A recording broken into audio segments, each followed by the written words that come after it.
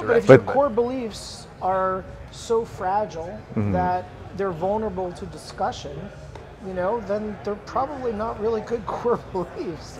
They should be anti-fragile, your core beliefs. But this is what gets me fired up, is those are the folks that are teaching our next generation.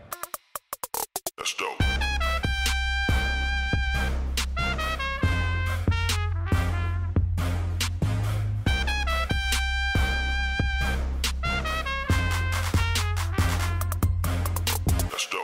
This episode is sponsored by my good friends at Bullish. Stay tuned for more information on this amazing company later in the episode. In the last few years, Miami has stolen the title of financial capital of the United States and likely the world from New York City. The battle continues, but Miami also got their very own bull at Bitcoin 2022. Well, the man behind making that happen was one of my guests today, James Putra. And the other guy I had the fortune of speaking to is Eric Weiss, the man who orange-pilled Michael Saylor himself. We talked about why Miami is becoming the crypto capital of the world, and that's likely to continue, and why everybody on this planet should own Bitcoin and secure their assets. Bull was kind of a long project in the making. It took us about 8 months to really kind of formalize it, but how many people know we were founded 35 years ago down here in Miami, and we've been part of this community that's been growing like crazy over the last 35 years, and we noticed that Miami has got this incredible talent pool, an incredible vibe that's happened, especially in the last 5 years. It's just really, really exploded. But we don't have that symbol that we can rally behind that would be like the center of crypto or fintech. And so we started figuring out, what could we do to put something out there? We engaged the community, the universities, also Suarez's office to figure out what would make sense. What could we put there that would just serve as that kind of monument, that thing we can all rally behind that just condenses all of our efforts. And we landed on this Bull project. And there's a lot of ups and downs. And several times we thought it was going to be killed, and it came to fruition. And it's been just amazing to watch how much the community has adopted this thing. It's sick. It's powerful. It's like you really captured like the spirit of Bitcoin. Yeah, it's right? perfect. It really is perfect. perfect. Huge. Oh yeah. Is this where it's going to live? So it's going to live. It's here for the conference. Then it's moving to Miami-Dade College. Miami-Dade College is the largest college in the United States. They have a trading lab, they've got a marketing lab, they're building robotics, cybersecurity, and it's going to sit right outside of their trading lab with the stock ticker. That's the near-term home. We'll see where it goes after that. But it's going to be somewhere in the center of Miami that will serve as that kind of monument point for everyone to gather around. It was really interesting to see the reaction from people here about the bull. Like, you could see that everybody kind of felt instantly like it was theirs, and they were taking pride in it, right? Yeah. Like, this represents us, like, yeah, like, this is our thing. Everybody's posting pictures of it. So I mean, you nailed it. Like, you gave 35,000 Bitcoiners or however many people are here, like, you know, something to brag about that everyone feels that they're entitled to, that they own. So, well done, man. I mean, that was a key. It's not about us as a company. It's like, how do we give back and rally everybody around this to do something crazy? And awesome. You said TradeStation's been in Miami for 35 years, and you said sort of this groundswell in the last 5 years, but I would say even 2 years. Yeah, it's really been much shorter. Obviously a combination of COVID, a combination of Mayor Suarez's initiative to bring fintech here, but this really, you guys are both native, everybody else here is visiting, right? But this really feels like it's become... we both weren't originally native, right? Like, we much like everybody else that's here for the most part, you had to choose to leave somewhere else to come here. And there are an awful lot of reasons to come to Miami. But it's nice, you know, now it's acceptable to be here, especially if you're in financial businesses like we are. Miami used to be perceived as, you know, a sunny place for shady people, and you couldn't run a business out of you couldn't run a financial business out of Miami. Then you started to see like David Tepper, who runs like the largest traditional hedge fund, you know, move here and move his business here, and you know, a bunch of other massive hedge fund guys, Carl Icahn and others, all moving to like Miami, and in some cases Miami Beach. Used to be Palm Beach was acceptable, now Miami's acceptable. You had all the VC guys come from San Francisco screaming, everybody's got to come here, this is new tech development. The mayor jumped in, politicians, and now it's just awesome. Yeah, talking about San Francisco, didn't Mayor Suarez literally pull up a billboard in San Francisco that said like, so during COVID, come on down? I can't remember the exact. The tweet was, how can I help? It started as, there were some people complaining about what was happening in California, and so he just replied, "How can I help?" And it spawned this crazy movement of interest in getting over here. Yeah. And to his credit, he did a lot of great stuff to lay the foundation and make it friendly to come here. And then there's a variety of teams around him that have been able to bring companies down. For the longest time, we were the only fintech player here. Yeah. Now it's like every one of our competitors is here, which is phenomenal. I welcome all the competition because they need a new program, dude. Yeah. They need a new program for everybody that moves here from California or New York. When you move here, you should get a postcard letter, something in the Welcome mail back. that says, remember why you moved here. Yes. Because not to be political, but I'm a little bit scared that you've got, Florida's right on the line, 50-50 politically going one way or another. Sure. You get all these people from, predominantly blue states coming here because their blue states are taxing them heavily, taking away their freedoms, other things. They like that Florida's not doing that. But they don't draw the separation, a lot of these people in their brain, that when I go to the polls, I'm still going to vote for who I vote for.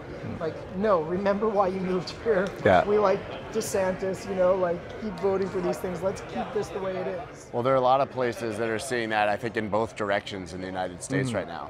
It's really interesting. This group is invading what used to be this group, so I don't get political at all, and then and vice versa. Yeah. But I'm a single issue.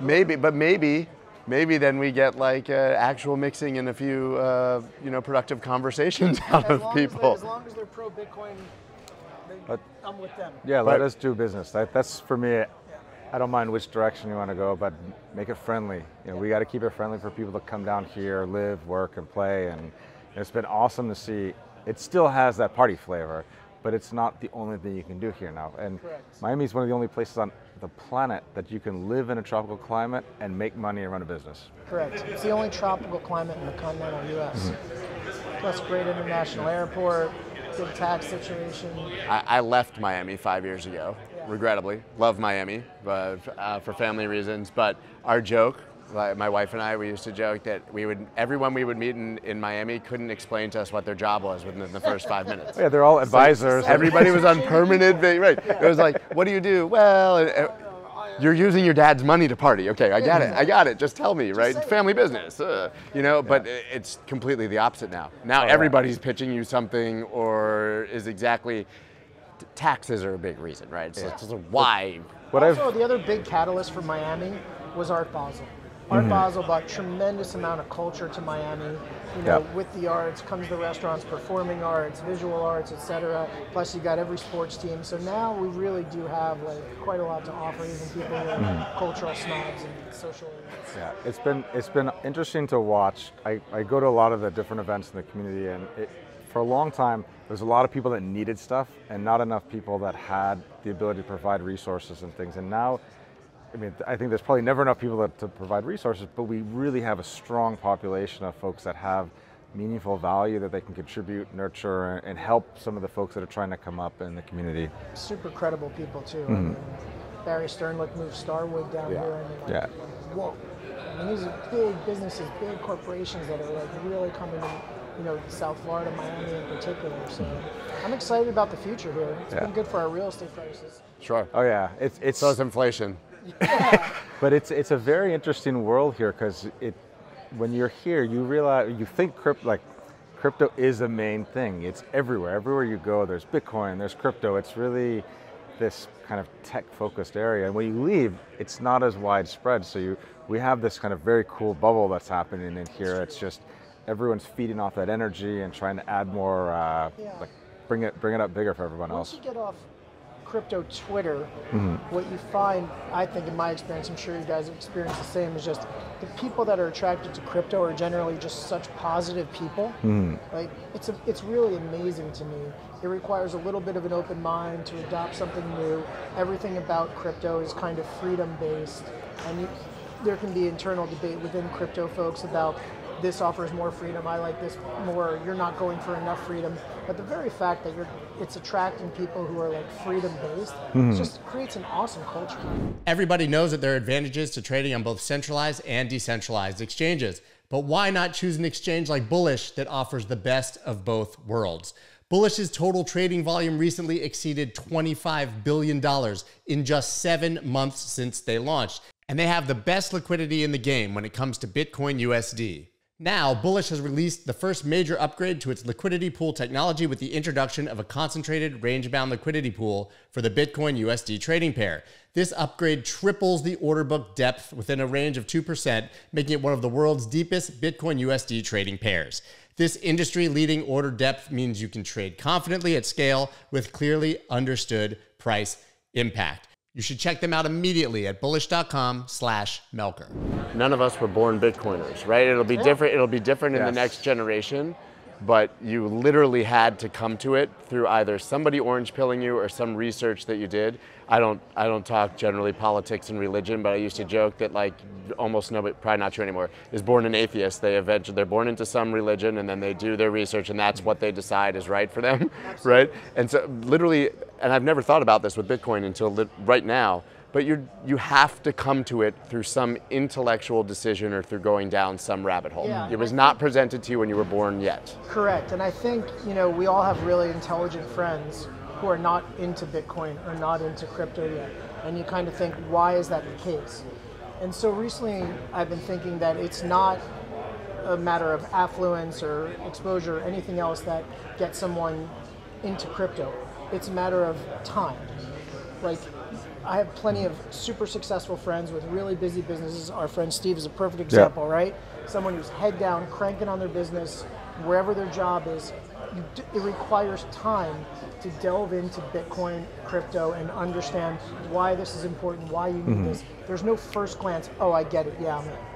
And I think that as people get more and more free time to explore it, we're going to see adoption. And the people who do it right away, and I'm glad they do, but it's because they think they're going to get rich really fast. It's lettuce hands, They haven't done the research. They don't have the conviction. Somebody said, buy this, it's going to go up. Get rich, and it goes down, and they're like, what am I doing in this? And instead of buying more because they have conviction, because they've done the research, they have it, and they're like, all right, I took a flyer, I'm out of this. Right, and we're like pontificating, like we're talking about this in theory. You probably see the data. Yep. Because obviously you had crypto at TradeStation, so you can actually see this in real time. Are we right? Oh, absolutely, 100%. Now you get a blend of people that want to get rich quick. We're seeing that still, but I think we're seeing much more meaningful participation recently in the last 2 years. That the conversations are much less about I'm going to get rich off of this meme coin as they are, hey, I know why I want this asset. And even on our service, we still see it's better than half the volume is in Bitcoin, and that's accumulation. It's just people that are bringing it into their portfolio and holding on to it. It's not a lot of churning on those assets. I think that trend's going to continue. I think the geopolitical events, there are a number of people, certainly in my conversations with prospective investors, if you lived in the US or any first world country, you're like, I don't need this shit. Like, nobody's seizing my money. Like, this is not an issue. Even inflation aside, right? People just weren't concerned. But now you look at what's happening geopolitically, like Canadian trucker situation, right? That to me is the biggest catalyst there could be that was not. 51st state started freezing, shutting down the donations. But also blocking their Bitcoin transactions. Absolutely. If you Right, and so which leads to self-custody. But more generally speaking, it's like, okay, there were a lot of people who woke up and said, maybe this isn't so far from home. And then you look at Russia, Ukraine, and it's like everybody involved has a use case for it. Whether it's the Russians who've been cut off from banking systems or people who've outsourced some of their tech resources to Russia and have no way to pay these people now other than sending them Bitcoin. Whether it's the Russians trying to evade sanctions using crypto, the Ukrainians trying to flee and take their wealth with them with crypto, the oligarchs whose assets are being seized without any due process, who are trying to find some safe haven. So, people say, oh, nefarious, whatever, but it's like roads. Like if something has utility, it's going to offer utility for everyone, good and bad actors. And I think all this does is show the utility in particular of Bitcoin. I had an interesting conversation with a professor at the college, and he wanted me to come in and speak on the ethics of teaching students these alternative assets, and should we not do it because they're risky assets? And I'm like, wait a minute. I'd actually argue the other side, 100%. That you're not teaching them the financial literacy that they need to participate in the today's market, and absolutely where we're going. As a college professor? Yeah, I think obviously this is like a whole big thing where our society, everybody has this kind of virtue signaling, like, we need to protect the people from themselves. These are college students. That's what you're there for, to be exposed to this stuff. Yeah. That's not what college is anymore. You're not. College is a for-profit business where the customer is always right now, which was not the case when we were younger. Yes. It's really a big change. That's the reason that now everything has to be a safe space. Which is insane. Yeah, right. It's going to change. I mean, We're the supposed to challenge education model people. is Right? changing. Bitcoin challenges you, right? But you're supposed to challenge people's core beliefs because most of the things that you're taught when you're young are wrong. Just information evolves. it's true, information evolves. Or it's Things wrong. change. It's wrong or it's irrelevant. Yeah, things change. Right? It's from an old world, especially now. But it's really, I mean, it's crazy to talk about. In no way did I mean to take this in a college professor type No, direction. but if your core beliefs are so fragile that they're vulnerable to discussion, then they're probably not really good core beliefs. They should be anti-fragile, your core beliefs.